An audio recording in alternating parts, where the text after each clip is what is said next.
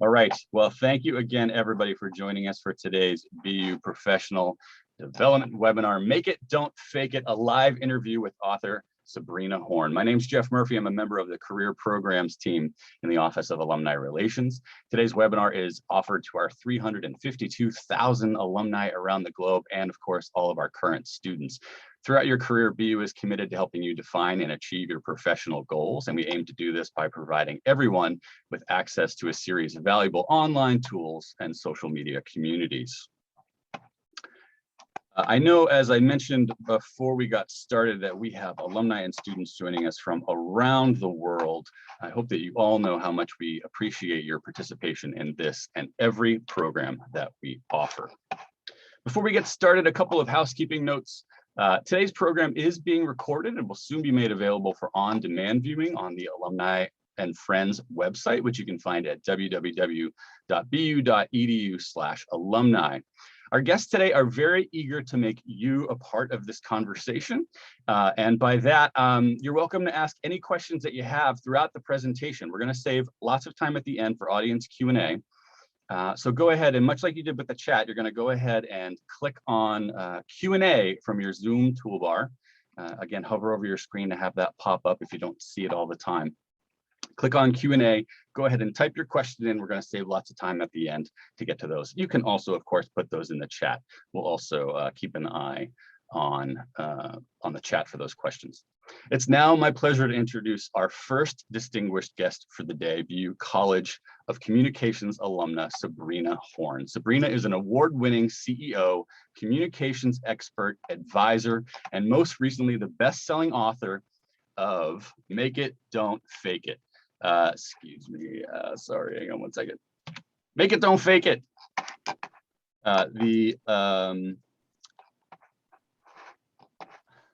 Sorry, I'm trying to do several things at one time here. Make It, Don't Fake It, Leading with Authenticity for Real Business Success, which was published by Barrett Keeler in June of 2021. Sabrina's career is highlighted by 25 years as founder, CEO, and president of the Horn Group, the iconic US tech communications agency she founded in Silicon Valley at the age of 29. Sabrina sold Horn Group in 2015 to Finn Partners, a global marketing agency, and is currently CEO of Horn Strategy, LLC, a consulting firm focused on helping entrepreneurs and CEOs navigate the early stages of their companies. Sabrina received her Master of Science in Public Relations from Boston University in 1985, and I'll also add that she has remained incredibly engaged with the university since then, very engaged with COM, certainly engaged with the Boston University Alumni Council. Sabrina, thank you so much for being here today. I should add, as special thanks for everybody being here, you arranged with your publisher to give everybody a very special discount for your book, which I enjoyed tremendously, by the way. The link, as everybody can see, is on the bottom of your screen. I'm going to put that in the chat as well, so no need to jot it all down. We'll make sure that you have easy access to it. But thanks again for being here, Sabrina. I really appreciate it. Oh, thank you so much for having me and for that incredible introduction. Thanks so much. I've enjoyed getting to know you over the years as you've been engaged with the university. As you and I were talking about this event and how we were going to run it today, you had a really interesting idea for someone to interview you. Would you mind introducing our other special guest for the day today, or telling us a little bit about who that was and how you thought to ask that person? Yes, well, it was kind of a no-brainer for me, actually, because during the course of my time with the BUAC, I was focused a lot on, helping BU Connects, this great, amazing platform, get off the ground. And lo and behold, a student by the name of Olivia Ogden from COM approached me, connected with me on BU Connects, and asked me for some advice, career advice on her resume and for a job search. And we had several conversations and led to an introduction to an agency that she ended up doing an internship at last summer, coincidentally Finn Partners. So I thought, I absolutely want this young woman to interview me today. I'm just so excited that we could all make it happen. So Olivia, do you want to say a few words about yourself? Yes, I just wanted to thank you so much for having me here today and, thinking of me to be a guest on this awesome webinar. And the book was fantastic. I'm Olivia Ogden. I am currently a master's student in COM. I'm studying PR. And my undergraduate career was a little bit different. I went to Trinity College in Hartford, Connecticut, and studied English literature. And I graduated during the pandemic and realized that my true passion was for PR. So I, searched and searched for the perfect program, and COM was definitely the right choice for me. So I'm really happy to be here and, to be a part of BU. Awesome. Well, and Olivia, we're really excited to have you. I've really enjoyed getting to know you as well. Thanks for doing this. I know you do stuff like this all the time, so we really appreciate it. A reminder to those of you who, we have a lot of folks that attend a lot of our alumni career webinars. This one's a little bit different. So Olivia is going to be running the show, asking Sabrina a bunch of questions that we've prepared in advance. But again, we also want you to be a part of this. So as Sabrina and Olivia are having their discussion, please make sure that you use the Q&A or the chat to let us know what you'd like to hear about, what your questions are. I'm going to disappear for a while, but if you need me, I'll be in the background. Olivia, the floor is all yours. Take it from here, okay? Yeah, absolutely. I guess we'll just get started with the first question. Sure. Sabrina, something I've wanted to ask you is, why did you write a book on this topic, and why did you choose this specific title? Yes, well, that's a great place to start. I think that over the course of the last 5 to 10 years, so many people have forgotten about the fact that integrity matters, both in our personal relationships and in business. It shouldn't be an option in a multiple choice question, right? How we should conduct ourselves. And this mantra, fake it till you make it, I think it started off as kind of an interesting, innocent, a little tongue-in-cheek quip where you can essentially practice self-help tools like acting as if and visualizing to make yourself feel more confident, right? But it took a turn for the worse and has become sage business advice, dangerous to many, because when you cross the line, when you say and do things at other people's expense for personal gain. Some examples: exaggerating the truth to get venture capital money for your technology, over promising what your product can do to a customer to win the sale, lying on your resume or in a job interview.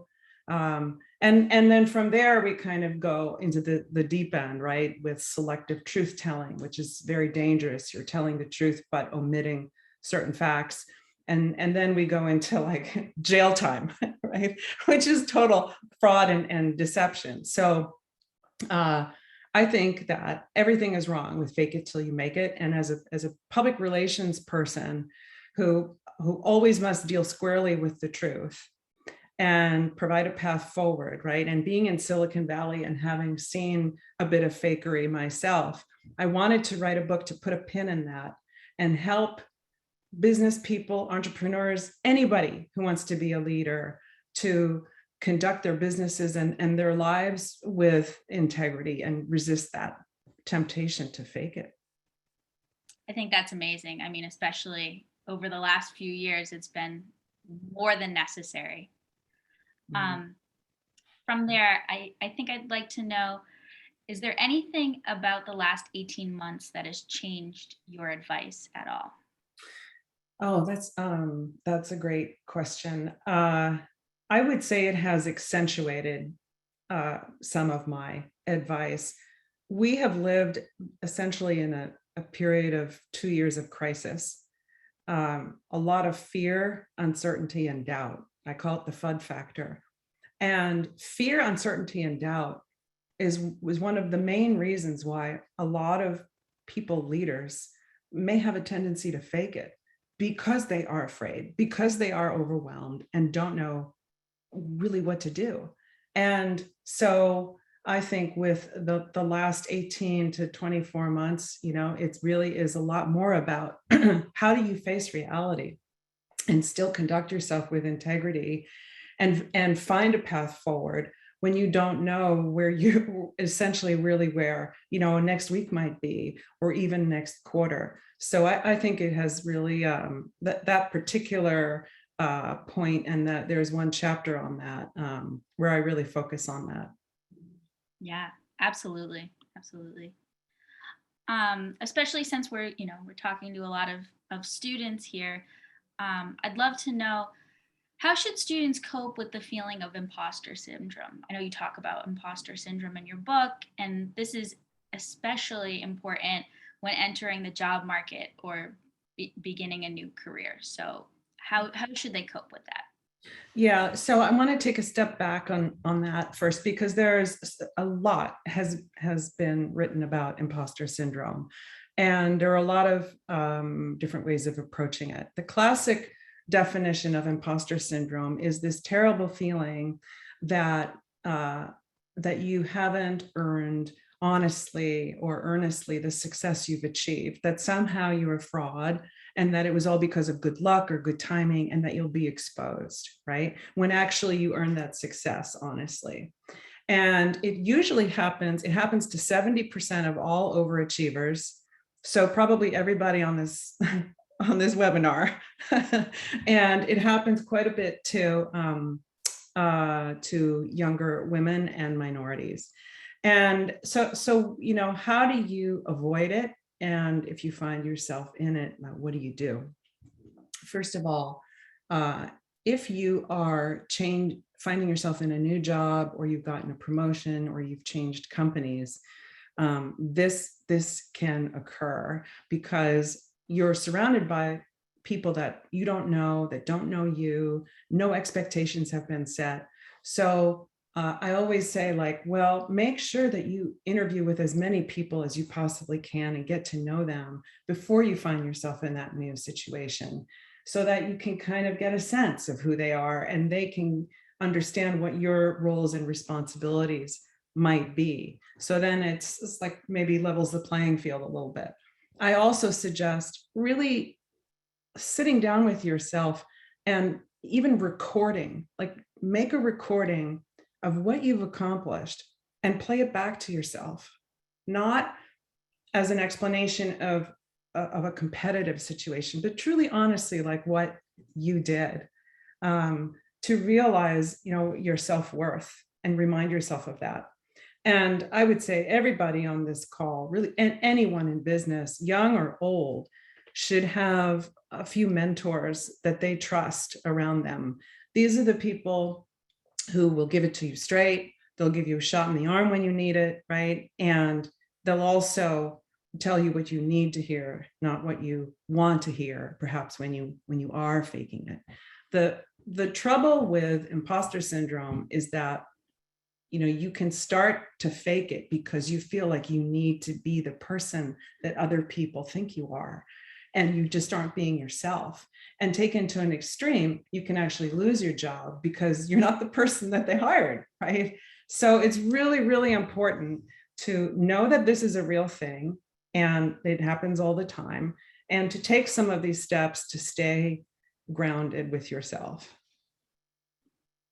Yeah, I think that's a great response, especially because it can be so scary entering the job market, knowing that there are people that are, equal to you and better than you, and not giving in to that imposter syndrome.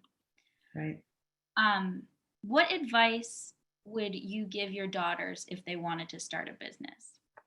Oh, wow. Just a minute. There's a UPS guy just showed up here. Here you go, buddy. Have a treat. I would say,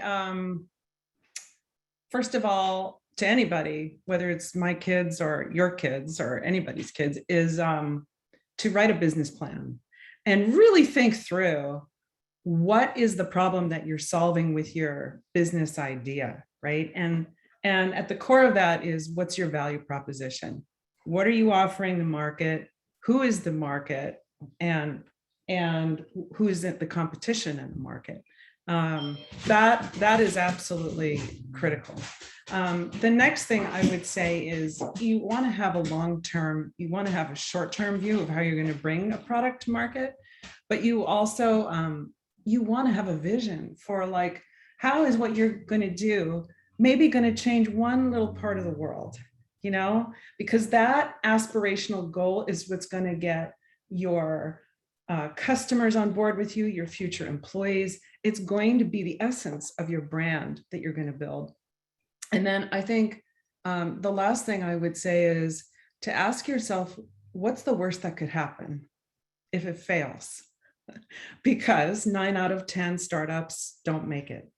And that's the honest truth. So you have to be prepared. You have to hope for the best and plan for the worst. And so I guess the third piece of advice would be like, how are you going to recover from that? So that you can somehow find a path down the middle and move forward. Yeah, absolutely. And I know in the last answer you mentioned having kind of a set of mentors that you can refer back to. Would this be a good time to kind of step in and Yes. counsel and talk? Yeah. I mean, these are the people you want to have in your back pocket kind of before you even write that business plan, right? These are the people you want to talk to and do a reality check. And what do you think about this idea? And your mentors are people that change over time too. When I had mentors, we didn't call them mentors in the 1990s. They were just people we called. And they were good for that period of time. When I was a new CEO, I was 29 years old. I knew enough to be dangerous. I had 4 years of business experience, but no leadership experience, and no operating business experience, right? So my mentors were not PR professionals, they were business and operating financial professionals, right? And then over time, like those people, you switch them out and they're still part of your circle, but some of them move forward and some of them move back. Yeah, absolutely. That's awesome. Do you have a mentor or a couple I mean, other than you and I talked a few times through BU Connects, but like, do you and some of your peers also have mentors? Yeah, I would say I have a lot of great people at BU that I refer back to, and I know that there's I haven't been here a long time, but there are definitely some professors that I know if I sent an email to or I asked advice for, even though I might not have had them for a semester or two, they're always willing to kind of step in and be that voice of reason, or maybe even that person who has been in my shoes before. I know recently I reached out to my ethics professor because he has this long career in PRSA, and I just asked, like, how do you get started? Where do you begin? Because sometimes I think the hardest part of finding where you're supposed to go is understanding where you're supposed to start. And Oh, such a good point. Yeah. I definitely I like to think that I have a few different spheres of where my mentors are. So I have, the people from BU, I have people from my undergrad, and then I have exterior people that have seen me in the professional setting and know what would be best for me. Yeah, well, I think, if I can just say, like, as an aside here, like, we found each other on BU Connects, and it is a substantial platform. And, to give a plug for BU Connects, like, this is where students just like you about to enter the workforce can connect with alumni to kind of figure out how do you start and where do you go from here. So anyhow. And I have to say, from the student side of using BU Connect, it's so simple. It's, yeah. I mean, from the process of actually setting it up to getting in communication with somebody, I knew exactly your background and was able to reach out and our conversation was very smooth just because there was that kind of intermediate through BU Connects. So Yeah. definitely. My next question is, in an era of fake news and minimizing realities, what can we learn about the value of being honest? I think this is as a sub question, why should honesty be the foundation of every business? And how can this idea be applied to your college education and academic leadership? So, I mean,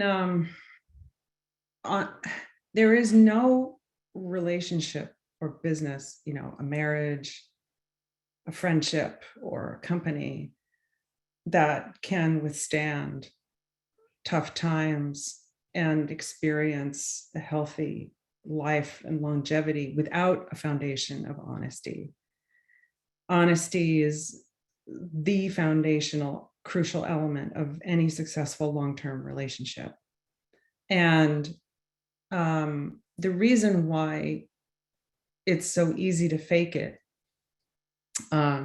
even if you are an honest person and you have good morals, right? Sometimes that's not enough. And the reason why it's so easy to fake it is because, like, if you're grounded in integrity and honesty, then by definition, you are grounded in reality and the truth. And that's the basis from which you operate. But what do we know about the truth and about reality, right? It can be really hard to face, like the truth can hurt. And so it's easier to avoid that hard conversation and sugarcoat that, or shove it under the rug and delay it, or just sort of hope it'll all just go away, right? Or lie about it, or point the finger at someone else. So unfortunately, what happens is that those ways of faking it, like ultimately the truth always comes out. It might take a week, a month, or a year, or 10 years, but the truth always does come out. And when it does, you'll be exposed for your fakery, whatever it was, right? And you can hurt your reputation, that of your company, that of your community, depending upon your role, even that of your personal relationships. And so at the end of the day, it really is much better to be honest about a mistake that you made, right? And then rebuild, than it is to be caught in a lie and have to repair your reputation and your brand, right? Like, neither of those two options is great, but I'd rather be honest and try and preserve what I can of that reputation and move forward. Yeah, absolutely. And I know you've been in PR for a while, and you've seen the digital age kind of progress. Have you seen that people are kind of, especially in the fake it, their lies are catching up to them quicker than before?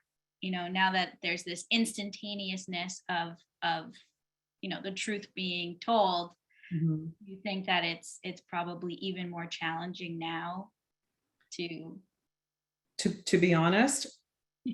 To be honest, and also to fake it. Yeah, I mean, the problem with fake it till you make it is that it's become like business advice. There are Fortune 500 CEOs who, laugh about it and think it's okay. But for some, faking it can be very dangerous advice, as I said earlier. And, I think it's incumbent upon all of us to be our best selves, right? That's also a message of this book, right? Like, when your head hits the pillow at night, you want to hopefully think that you did right by as many people as you could, that you did the best job you could that day, and that you're, as a leader, you have an obligation, right? And for the privilege of being a leader, you have to lead by example. Otherwise, the fish is going to stink from the head down, and you're going to build a culture, a company of fakers, and you're just promoting this way of living and being that is just not healthy. And by the way, while you're waiting to be exposed for how you lied or faked it, you're going to develop like anxiety because you're going to have to live with yourself, right? So none of that is good. I guess the answer to your question is like, I think that a lot of the world is being called upon now to be more honest and to conduct, themselves, their businesses more ethically. But for as many companies that are doing that, there's still plenty of others that are not. So as life always is, it is a work in progress. Yeah, definitely. And I think going off of making a mistake and being honest about it, in your book you mentioned making mistakes as a leader. Can you explain your quote, "To be a leader is to lose more often than you would like," and what it takes to recover from your mistakes?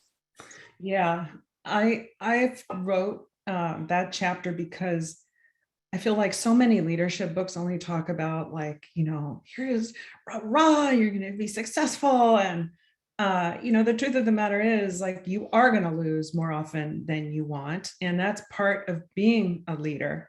The title of that chapter is Leader and Loser both begin with a capital L. And how you recover from a loss, I think, says everything about you as a leader.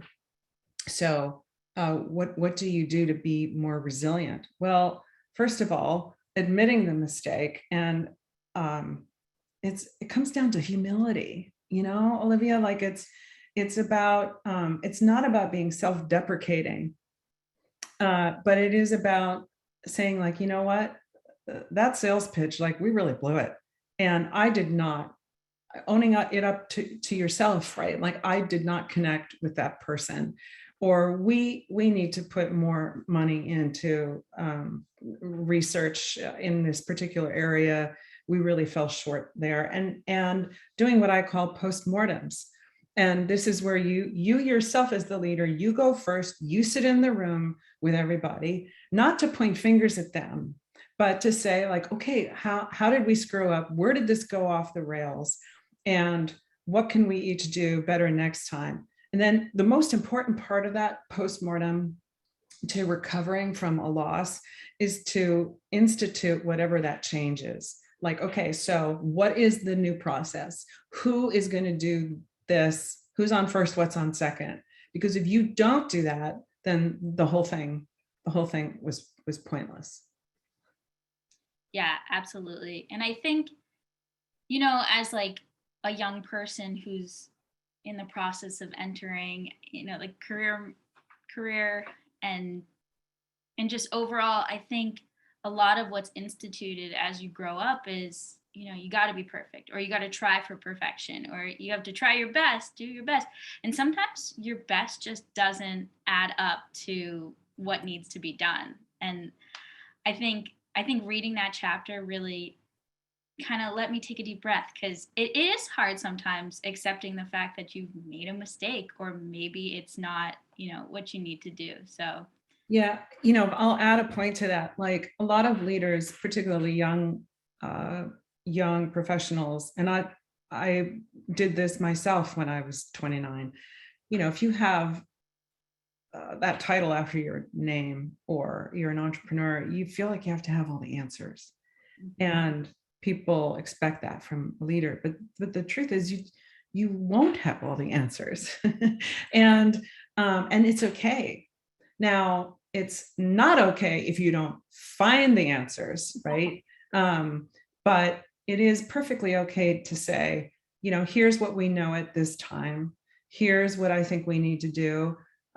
Here's what we're going to look into to kind of see what's missing from this picture, and then get back to everyone when we have more information, right? And that's just like a little mini crisis plan right there. Sometimes your plan, like there's no way you can know exactly what's going to happen a month from now or a year from now. Sometimes success is just getting to tomorrow. Yeah. And that's okay, because tomorrow will be different. Reality can change in 24 hours. And then you'll figure out the next leg of that plan. Like a strategy can unfold in real time. it's not ideal and it can be exhausting and you've got to be on point all the time. But that is a viable approach. Yeah. Do you think when somebody gets like, I know I especially get like nervous or anxious when I feel like maybe I don't know all the information. Do you have any piece of advice to that, to kind of alleviating your anxiety or your stress before like not spiraling, making sure you just take it the way it should be? Yeah, I mean, I think two things. It's important to identify where you have anxiety, like dial into that emotion or that feeling. Like, why am I feeling this way? What do I not know?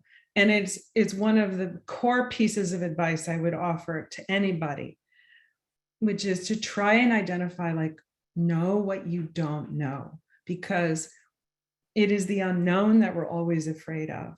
It's what gives us the anxiety. We're unsettled.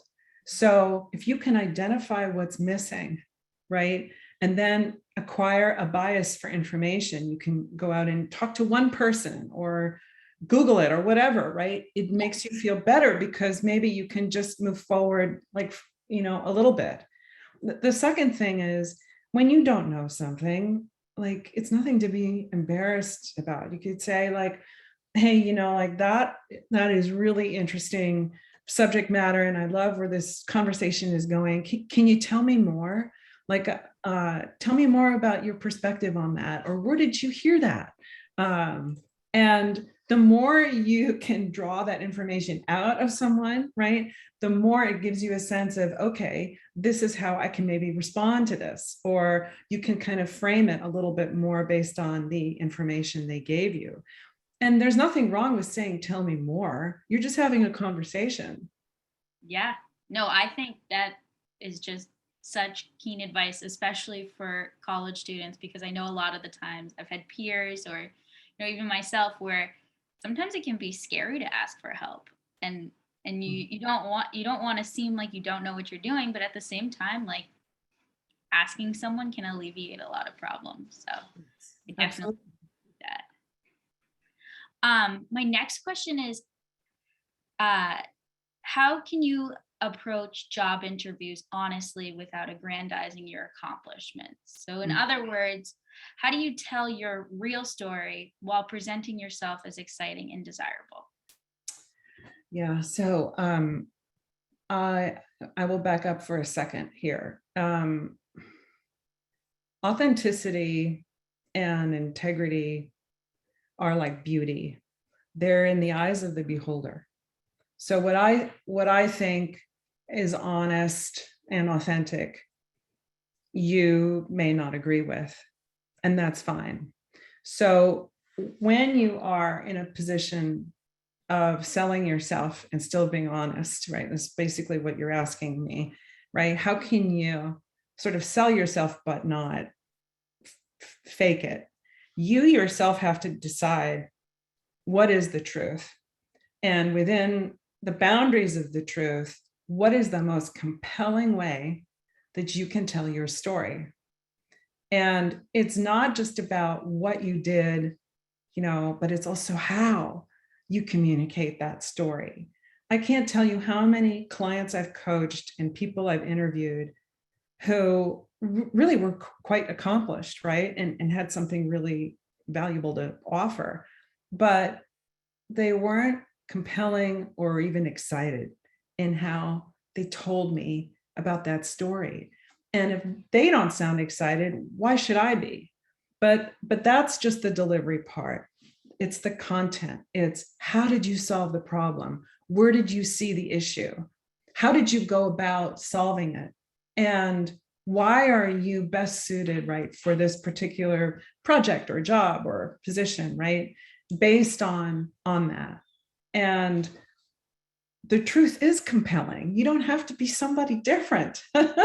And right. And if you show that, those examples, and you bring that out, that does take some introspective thinking. You can't just whip that up and come up with it in the interview. You need to do what I call as a 60 minutes episode with yourself. So like when you're preparing for an interview, what are the toughest questions you're going to get? And if you feel you're lacking in some area, like, how are you going to respond to that in a truthful and compelling, interesting way? That's awesome. It's kind of, you have to be your own best advocate, you know, Yeah. you have to sell yourself in the sense, like, if you don't believe you're the best, then why would somebody else, you know? Yeah. And guess what? You can be honest about it. Like, you don't have to make some crap up. You know, everybody is interesting in their own right. You have to tell a story about yourself and draw those things out.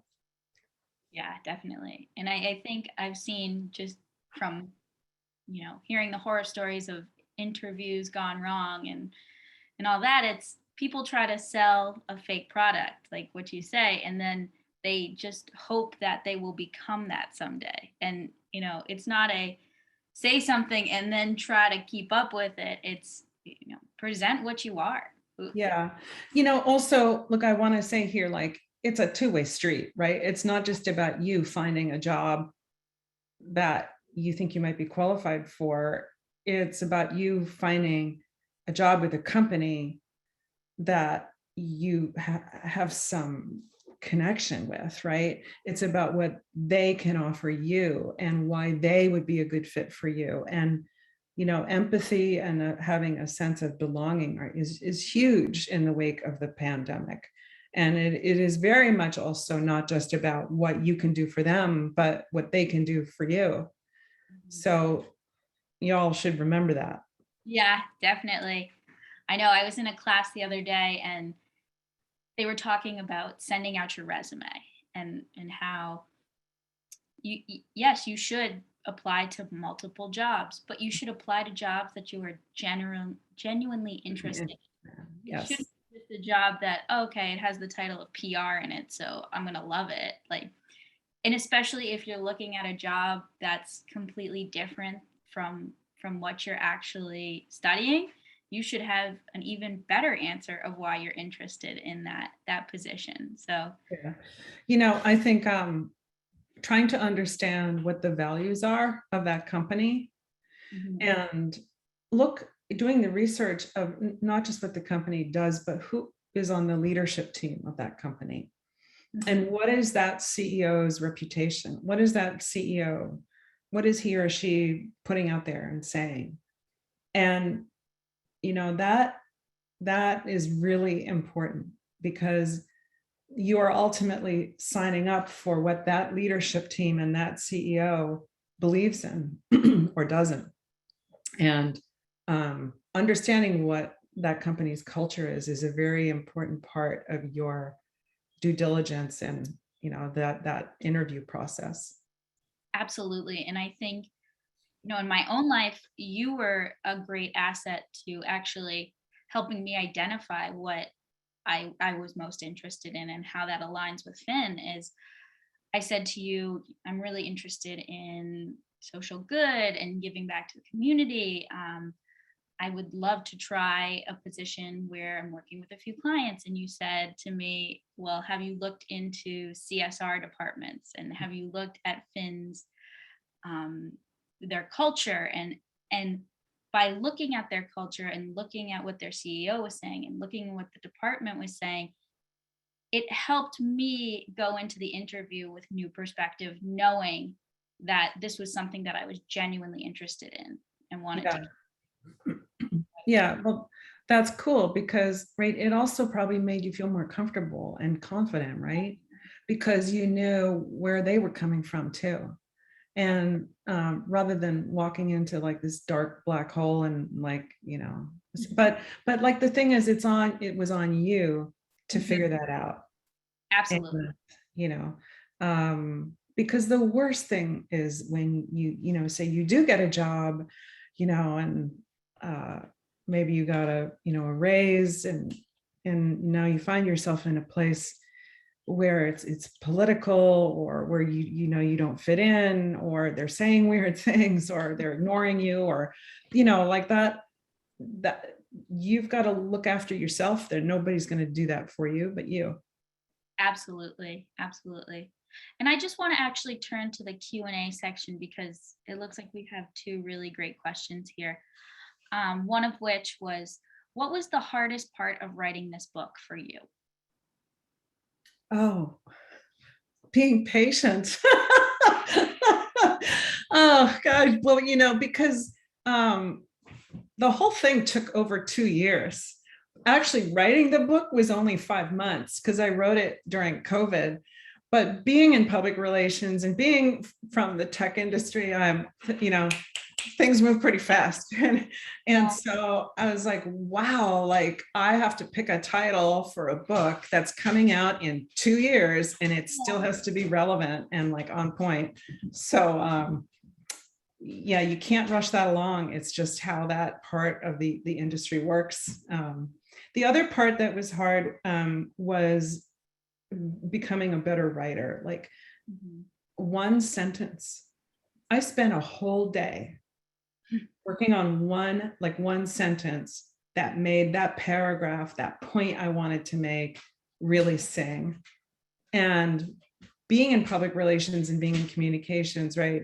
We hopefully have a gift of the written word and maybe the spoken word. But boy, when you're writing a book, you're putting yourself out there and every word matters.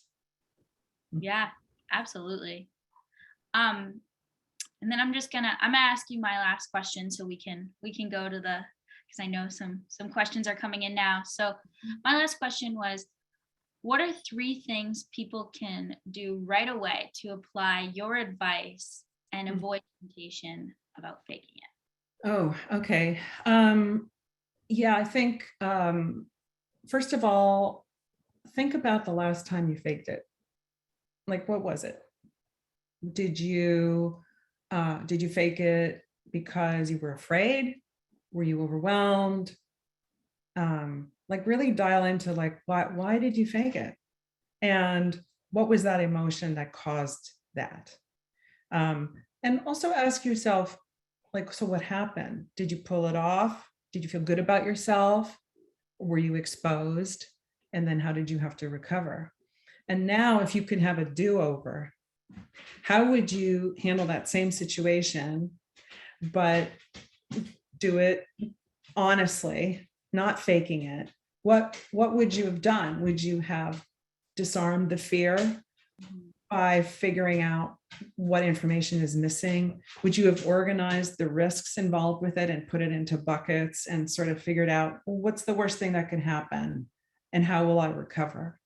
Who would you talk to? Would you wait maybe another day, right? And you're not going to be perfect, but if you can just dial into that the next time you're tempted, then maybe you can take that straight and narrow path instead of doing something you might regret later.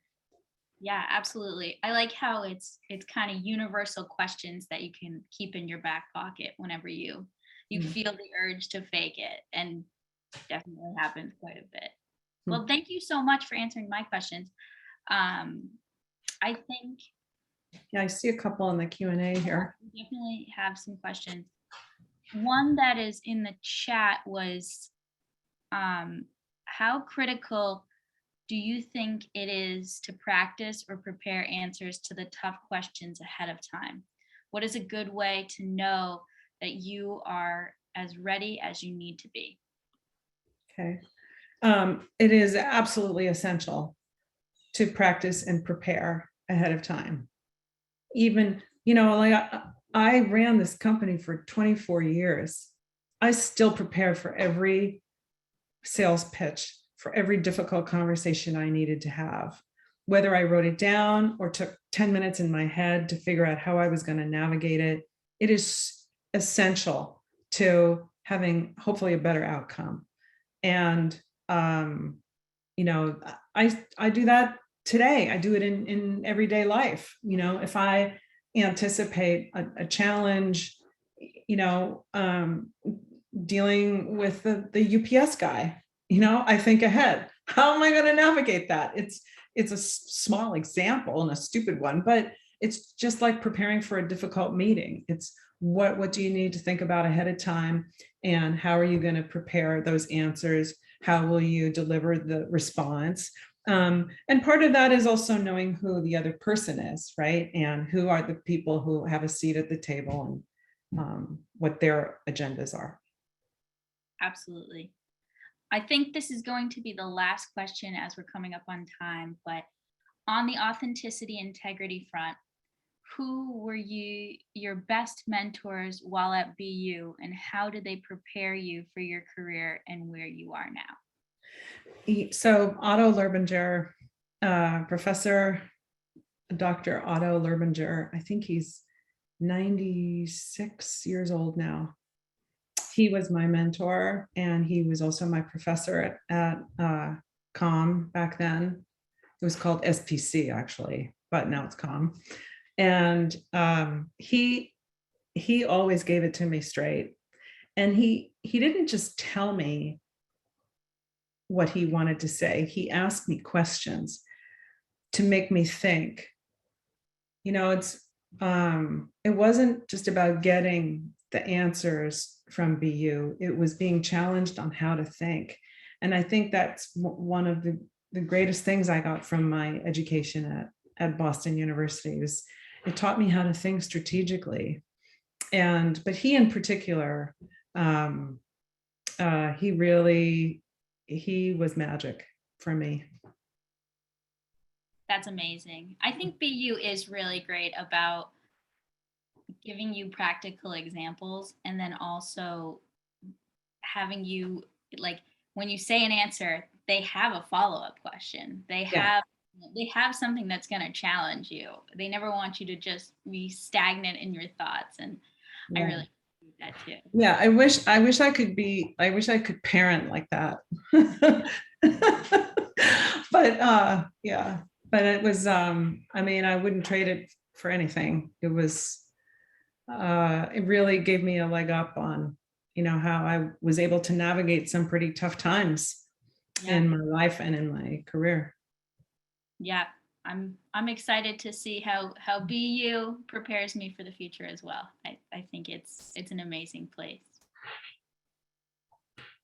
Speaking of that, Olivia, you're wrapping up your master's degree. You did an excellent job, by the way. Can we get an internet round of applause for Olivia? Yay! That was awesome. Fantastically. You are finishing up your master's. What are you hoping to do after? And I happen to know that we've got some PR, in addition to Sabrina, some PR folks that are in attendance today. I sort of feel like I should just like blast out your resume, but why don't you take an opportunity to let folks know that you're available for hire, and what kind of work you might be wanting to do? Yeah, absolutely. I'm very much open to all work at this point in time. Something that's really of interest to me, and I really hope that it's where my future path takes me, is helping others. And I'm really looking for a PR position that either major gifts or some, I've talked to Jeff, like a lot of relations, anything that I know that my work is directly contributing to somebody else is definitely something that I'm looking forward to doing, which explains why I actually interned in Finn's CSR and social good department. But I really do love helping other people, especially with PR. Awesome. Well, you helped me out a lot today. I got to sit back and drink some water and just listen in. Sabrina, I have to know, I really enjoyed this book. And again, I put the link is in the chat, everybody. I hope that you'll check out Sabrina's book on the 30% off on your preferred format. But Sabrina, I'm dying to know if you're working on another book project. Oh, not yet, Jeff. Thinking about it? I mean, I really did enjoy writing the book, and I do think that there is another book in my future, but I don't have any idea about a theme or title. I'm still keeping the love alive with this one and enjoying it. So, but yeah, stay tuned. Well, I certainly didn't mean to keep shining the light on the current book, but oh, thanks. I love the fact that the two of you met on BU Connects. It's critically important for alumni relations that we help connect students and alumni and alumni and alumni. You are both on there if people want to connect with you. I'm sure it sounded a little bit like sponsored content the way that you were talking about it today. That was not my intention, but I love that you were plugging it. But it is a great way that students can connect with alumni and find out about different industries and have experiential learning opportunities. Alumni have a chance to give back, help, open doors at organizations that they're a part of now for current students, those kinds of things. My pro tip for everybody out there, if you're not already on BU Connects, make sure you sign up. You can sign in with your LinkedIn profile in a matter of seconds just by porting your information over from your profile. So we also have 40 special interest, affinity, and industry networking groups that you can join. So buconnects.com, sign up today if you haven't already. My thanks again to Olivia. My thanks, as always, to Sabrina. You both did a great job. I really appreciate you being here today.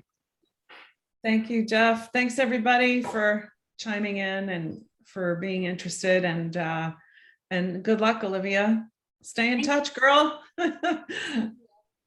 This was awesome. Thank you for thinking of me and allowing me to be here today. I also want to thank everybody for attending. I specifically want to thank all of you that have donated to BU in the past. We couldn't do all of this work without your support. I hope all of you have a great day or a great evening wherever you might be. Take care.